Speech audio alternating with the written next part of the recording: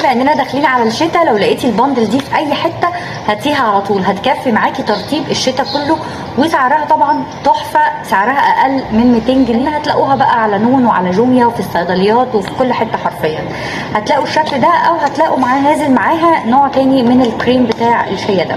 هي فيها 5 منتجات كلهم ترطيب، ينفع بقى لترطيب الايد وترطيب الاكواع الركب، حرفيا مش هتلاقي اي جفاف طول الشتاء.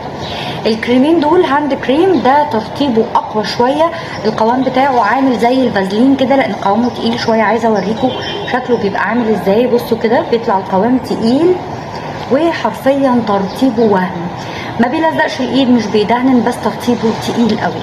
ده خف شويه في القوام اللي هو بالكوكا باتر.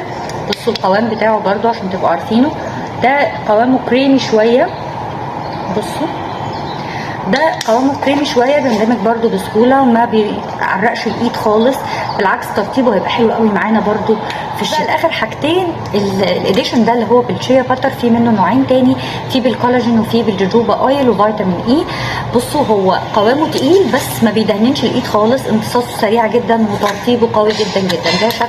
ده شكله من جوه. اخر حاجه بقى وهو النينجا بتاع المجموعه دي، وهو الليب ثيرابي ده من لونه، احلى حاجه هتجربيها لشفايفك حرفيا في الشتاء. مش هيبقى فيه جفاف ولا تشققات ولا اي حاجه من المشاكل اللي دايما بتحصل في فصل الشتاء. هو بيرطب ترطيب قوي جدا، يعني ممكن تستخدميه كليب ماسك قبل النوم، هتصحي تلاقي شفايفك تحفه. لقيتوها في اي حته هاتوها على طول، لان ده ترشيح رقم 1 للترطيب، مش تحتاجي غيرها حرفيا.